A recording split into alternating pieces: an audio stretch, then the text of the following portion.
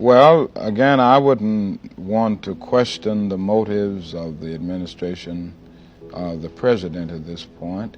It may very well be that, but I don't want to question that. But I do feel that in the long run, it would be much better to grapple with the problem from the causal source than to make a few appointments here and there that may appease Negroes generally and make them feel that a great job is being done, when at bottom the problem is still there. This becomes little more than a sort of tranquilizing approach that removes the emotional stress for a moment, but doesn't really get at the basic ill. Many people talk about how Dr. Martin Luther King Jr. struggled for civil rights and justice for black people.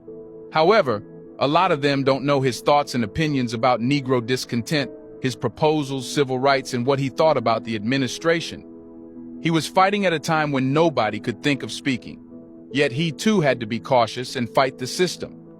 But doing so needed following the rules of the system. How intelligently he did so is remarkable. But what he wanted from black people, and what he unknowingly predicted about the future administrations. His words today hold the same power and energy as they held back in June 1963 during his interview with David Susskind. Welcome to a new episode of Black Culture Diary, a channel where we talk about less known and hidden black history, culture, arts, and lost civilization. We scrutinize history here to bring the black culture back on the surface again.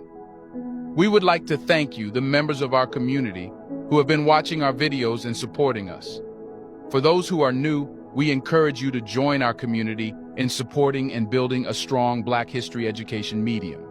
In this episode, we will tell you what Dr. Martin Luther King Jr. said back in 1963, which still applies to this day. Let's get started.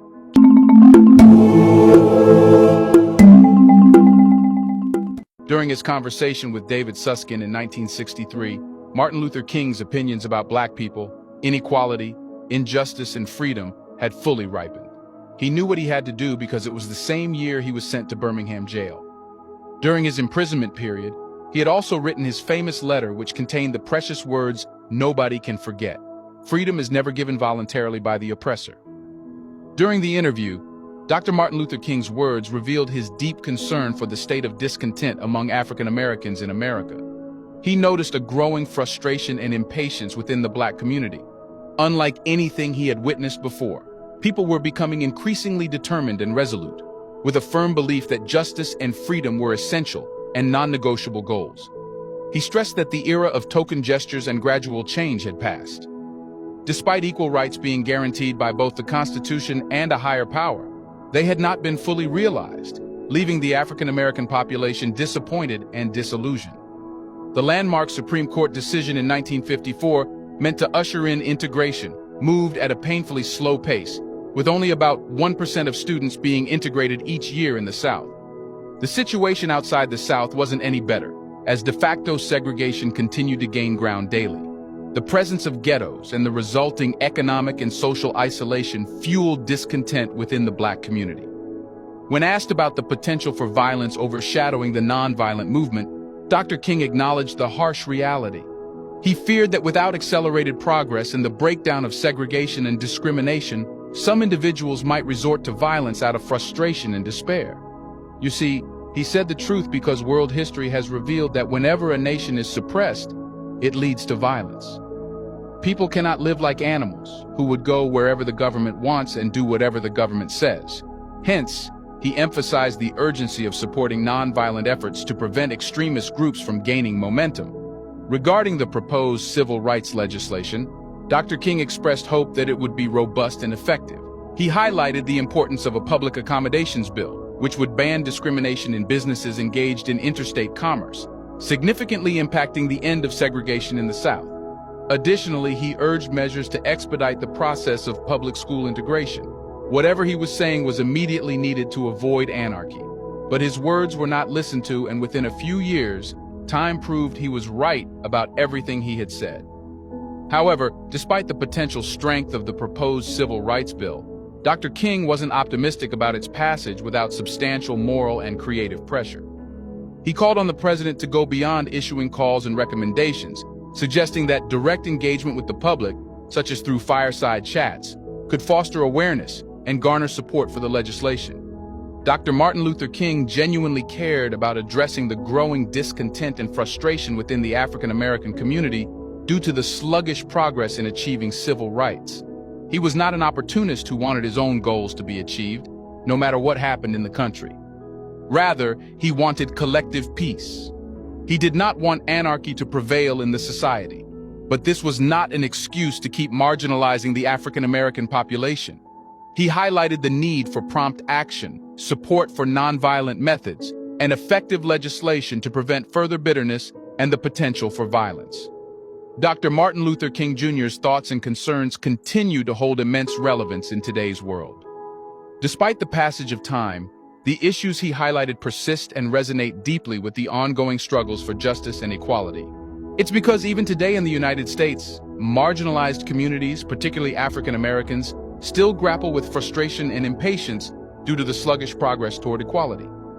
Black people still face racism in various state departments, from law enforcement to the Justice Department. More Black people are arrested and punished than white people.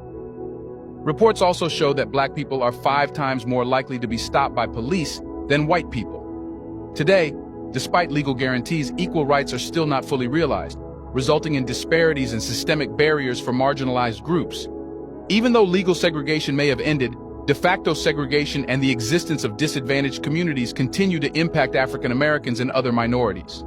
Dr. King's warning about the potential for violence due to slow progress and persistent barriers remains true, as we witness social unrest and protests fueled by feelings of discontent and injustice. Nonviolent approaches to address societal issues remain vital, with peaceful protests and movements continuously striving for justice. The urgency of strong civil rights legislation persists to effectively combat discrimination and segregation. Dr. King's call for strong leadership and moral pressure to drive change remains relevant today. Leaders must mobilize the public to support just causes and advocate for the necessary legislation to bring about the much-needed transformation in our society. Before we continue further, tell us, are you enjoying the video? If yes, please like and share the video and subscribe to our channel to watch more videos on Black culture, history, civilization, and identity. Let's continue now. During his discussion, Dr. Martin Luther King expressed his strong belief in the necessity for robust action to advance civil rights in America. Don't forget, it was 1963.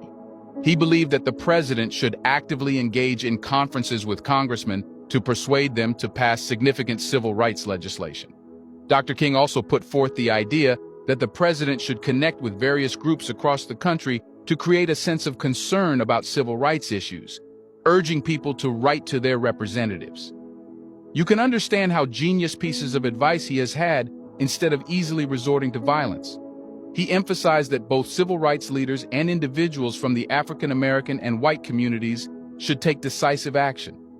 As part of his proposal for change, Dr. King even suggested the idea of an interracial march on Washington, aiming to demand just laws that would bring the American dream closer to reality.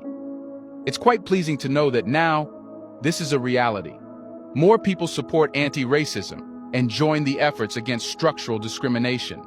When it came to the president's use of moral persuasion, Dr. King acknowledged that while President Kennedy had taken some significant steps for civil rights and was fundamentally a man of goodwill, yet he had not fully lived up to his campaign promises.